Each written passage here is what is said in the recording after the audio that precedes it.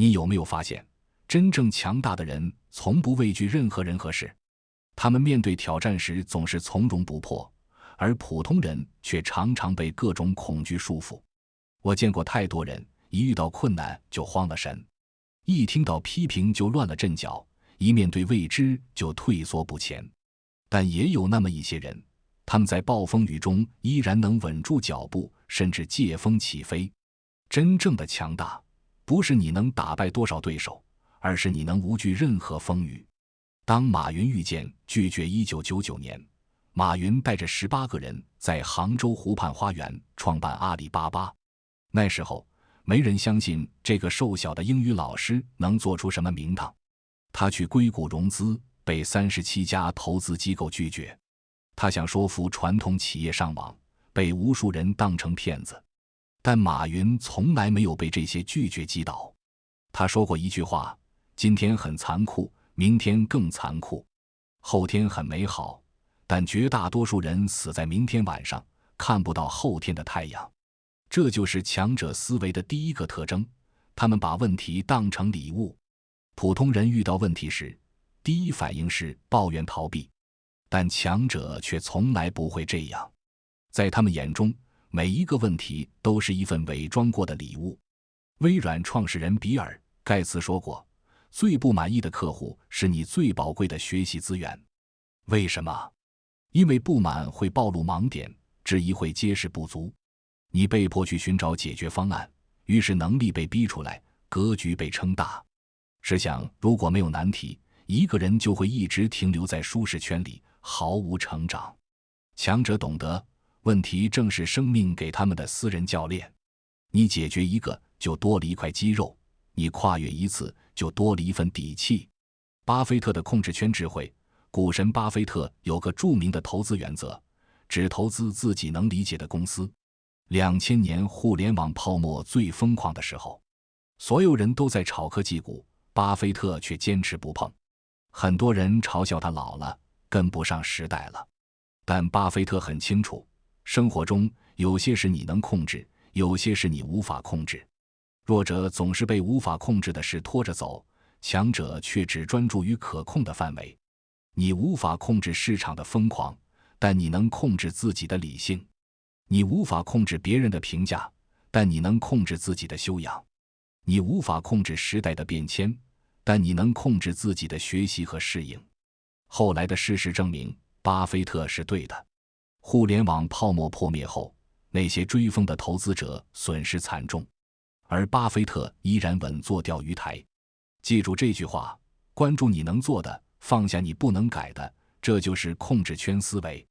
强者懂得，精力是有限的，把有限的能量用在可控之事上，你的力量就会不断聚拢，而浪费在无用的抱怨上，只会让自己更弱。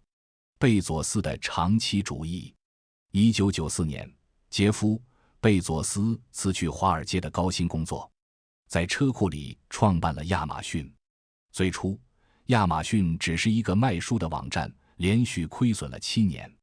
投资者质疑，媒体嘲讽，竞争对手围攻，但贝佐斯从来没有动摇过。他说：“我们愿意被误解很长时间。”这就是长期主义的力量。很多人输在了短视，他们被一时的快乐迷惑，也被一时的痛苦击倒，但强者总是把眼光放在未来。就像巴菲特说的，市场短期是投票机，长期是称重机。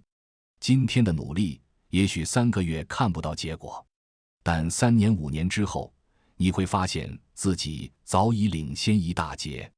我认识一个朋友，30岁才开始学英语，周围人都说这么大年纪了还学什么英语，但他每天坚持背50个单词，看一篇英文文章。5年后，他成了公司的国际业务总监，年薪翻了3倍。一个普通人只要每天积累一点点，哪怕只是一页书，一个好习惯，一点技能，10年之后都会与众不同。而弱者永远在焦虑，我现在没有结果，所以不值得坚持，于是他们把未来输给了短视。复利的神奇力量，爱因斯坦曾说，复利是世界第8大奇迹。你可能听过一句话，每天进步1%，1年后你会强大37倍。这就是复利效应，它不仅适用于金钱，更适用于人生的方方面面。我见过一个做自媒体的朋友，刚开始写文章时，阅读量只有几十，很多人劝他放弃，现在自媒体这么难做，你又不是专业的。但他每天坚持写一篇文章，每天学习一点写作技巧。1年后，他的粉丝突破了10万；2年后，他靠写作实现了财务自由；3年后，他成了行业内的知名大 V。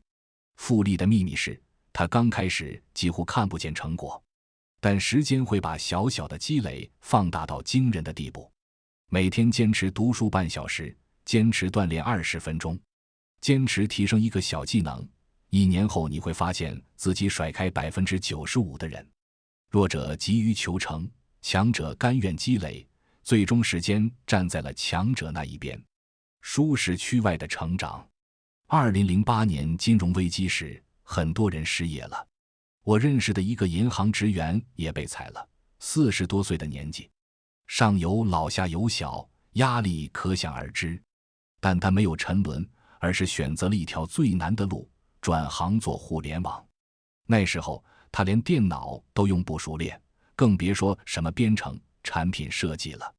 周围人都觉得他疯了，你一个传统银行的，转什么互联网？但他知道，成长永远发生在舒适区之外。强者懂得，害怕的地方正是力量所在。他白天找工作，晚上学编程，周末参加各种互联网聚会。1年后，他进入了一家创业公司；3年后，他成了技术总监；5年后，他自己创业，公司估值过亿。你今天害怕演讲，但一旦上台练习，未来你就能靠表达影响更多人。你今天害怕拒绝，但一旦敢于说不，你就能掌握人生的主动权。每一次面对恐惧，都是一次升级打怪。今天你勇敢迈出一步，明天你就会多一个武器。感恩的力量。史蒂夫·乔布斯在斯坦福大学的演讲中说过，死亡很可能是生命中最好的发明。这话听起来很残酷，但他想表达的是，正是因为生命有限，我们才会珍惜每一天。有人问强者，为什么在逆境中依然能保持积极？答案很简单，他们懂得感恩，哪怕在最艰难的时刻，他们也会去寻找值得感谢的地方。我见过一个癌症患者，确诊时已经是晚期，医生说最多还有半年时间，但他没有绝望，反而更加珍惜每一天。他说，感谢这场病，让我明白了什么是真正重要的。他开始陪伴家人，开始做自己真正喜欢的事，开始帮助其他病友。奇迹般的是，他不仅活过了半年，还活了5年，而且生活质量比生病前还要高。因为感恩，让他们意识到我不是孤立无援的，我依然拥有力量。比如一个失败，至少让我学到了经验；一段伤痛，至少让我更懂得珍惜。感恩是强者在风雨中保持微笑的秘密。责任思维的威力。马化腾曾经说过，如果你的产品不能让用户产生粘性，那一定是你的问题，不是用户的问题。这就是典型的责任思维。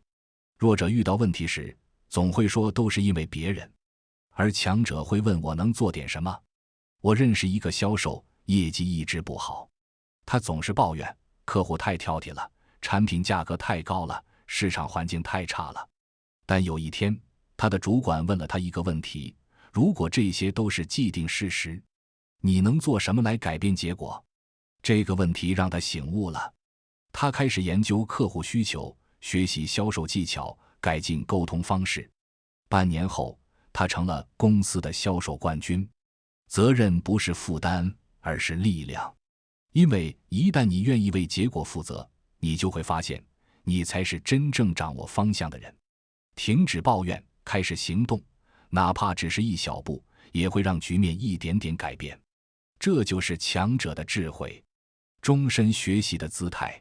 雷军50岁创办小米时，很多人质疑，一个做软件的能做好硬件吗？